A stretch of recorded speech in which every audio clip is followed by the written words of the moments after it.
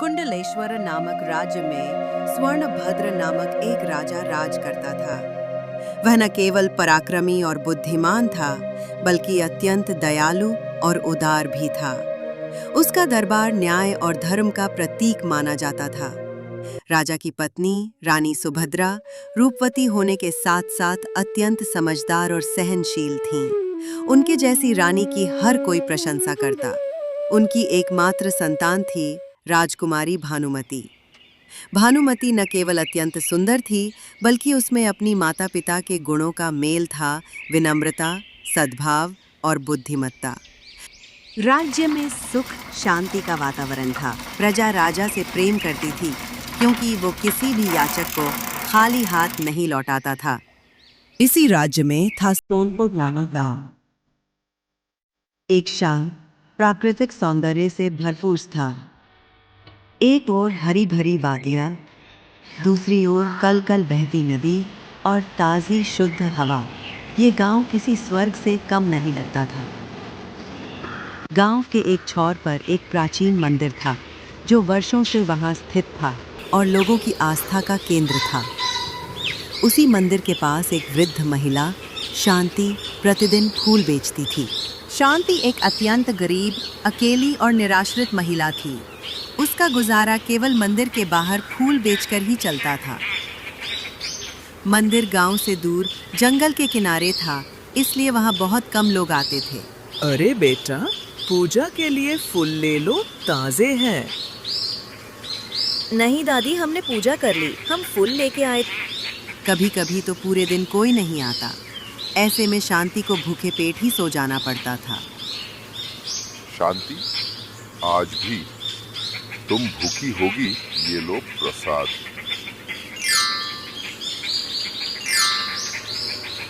कई बार वो मंदिर में चढ़ाए गए फलों से ही पेट भरती थी। धीरे धीरे वो बहुत कमजोर और दुर्बल हो गई थी।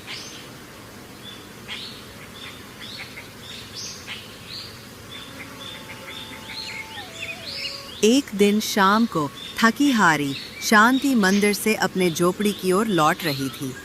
रास्ते में अचानक उसकी तबीयत बिगड़ने लगी। चलते चलते वह थक कर एक घने पेड़ के नीचे बैठ गई। अगर कुछ खाने को नहीं मिला तो मैं मर जाऊंगी। हे भगवान! भूख से उसका सिर चकराने लगा। तभी उसकी नजर जमीन पर गिरे एक चमकदार फल पर पड़ी। अरे वाह वाह, कितना ताजा फल है, बहुत मीठा होगा। उसने वह फल उठाया और भूख से बेहाल होते हुए तुरंत खा लिया। तभी चमत्कार हुआ। शांति के शरीर में ऊर्जा भर गई। उसकी झुर्रियां मिट गईं, बाल रेशमी हो गए, चेहरा तेजस्वी और सुंदर हो गया। वो अब किसी अप्सरा जैसी लग रही थी। तभी वो पेड़ जिसके नीचे वो बैठी थी बोल उठा। शांति, ये कोई साधारण फल नहीं था। ये वरदान है उन लोगों के लिए जो जीवन में कष्ट सहकर भी ईमानदारी और नम्रता नहीं छोड़ते। लेकिन याद रखो, ये सुंदरता स्थायी नहीं है। अगर तुम्हारे मन में अहंकार आया तो सब कुछ खत्म हो जाएगा। धन्यवाद वृक्षदेव, मैं हमेशा विनम्र रहूंगी। लेकिन समय के साथ सब कुछ बदल गया। सुंदरता ने शांति के मन में घमंड भर दिया।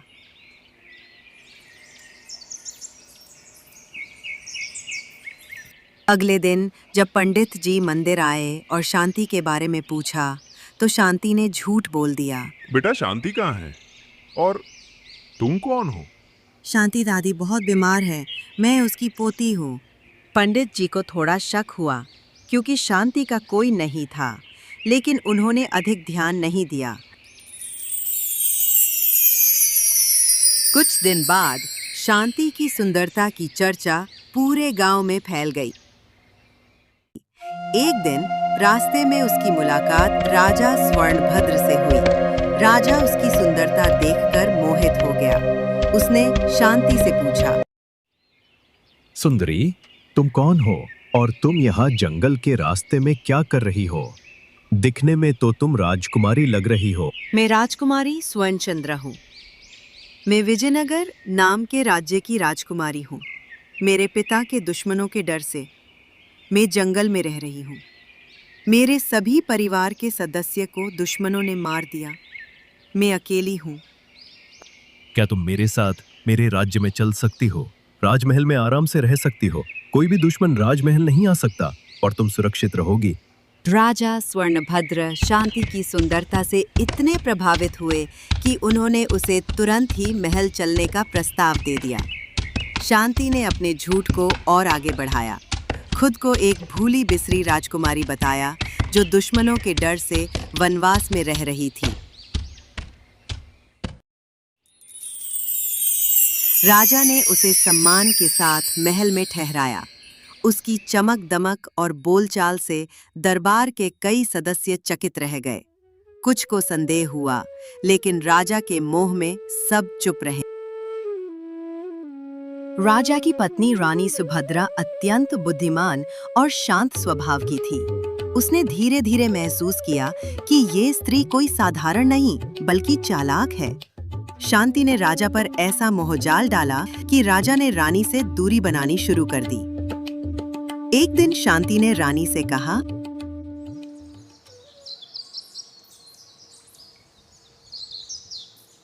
आपकी सेवा अब पुरानी हो चुकी है।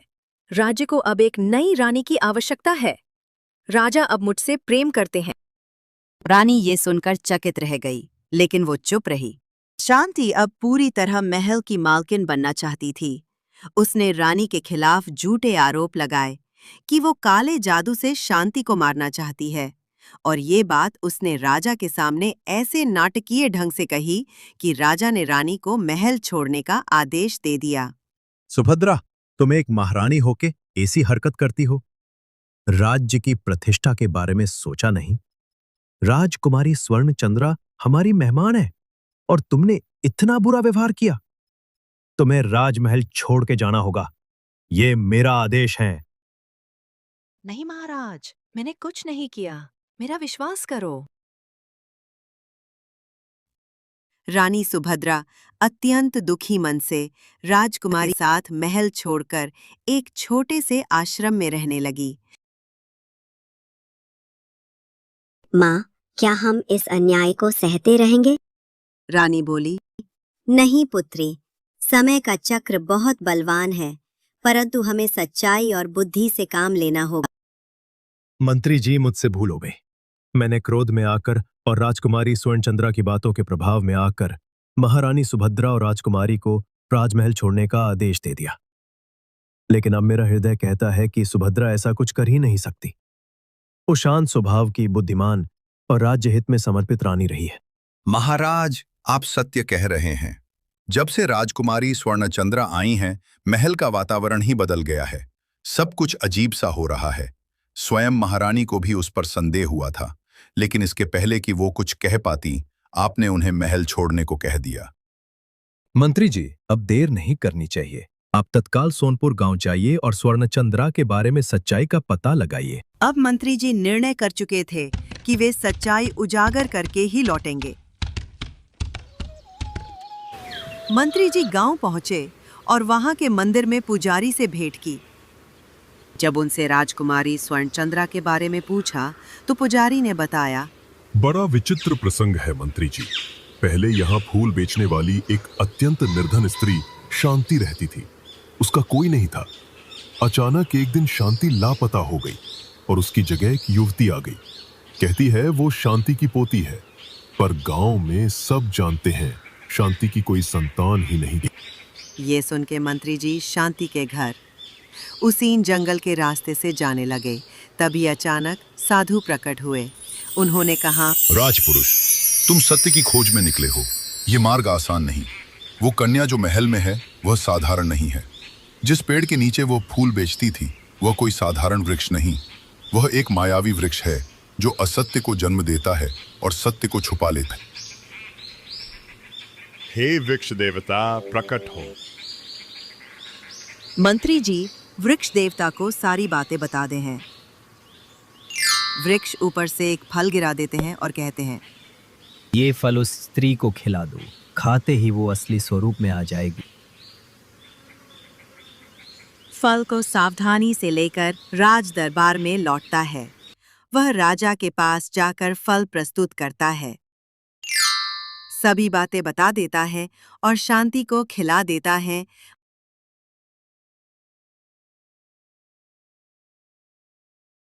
शांति, ये वही फल है जो हमारे राजबाग में उगता है। इसे मैं अपने हाथों से तोड़कर लाया हूं, तुम्हारे लिए।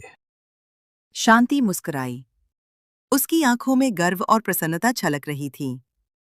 उसने बिना कुछ सोचे समझे वह फल खा लिया, लेकिन जैसे ही फल उसके गले से नीचे उतरा, उसका शरीर कांपने लगा। उसका चेहरा धीरे धीरे बदलने लगा। उसकी आंखों की चमक मध्यम पड़ गई, बाल सफेद हो गए, चेहरा झुर्रियों से भर गया। कुछ ही क्षणों में सुंदर युवती शांति एक बूढ़ी, कमजोर और कुरूप स्त्री में बदल गई। अब तुम्हारा असली चेहरा मेरे सामने आ चुका है शांति। तुम्हारी असली पहचान एक साधारण, कपटी और धोखेबाज स्त्री की है। तुमने अपनी सुंदरता और झूठी बातों से रानी सुभद्रा और मेरी बेटी को राजमहल से निकाल दिया। तुमने हमें भ्रम में डाला, हमारे राज्य के विश्वास को छलनी किया। कभी छल और अधर्म का औचित्य नहीं बनती शांति। तुमने विश्वासघात किया है, तुम्हें तुम्हारे अपराधों का दंड मिलेगा। शांति को जीवन भर के लिए वनवास की सजा दी जाती है, जहां वो पश्चाताप करती हैं। रानी सुभद्रा और राजकुमारी को सम्मानपूर्वक महल में लौटाया गया।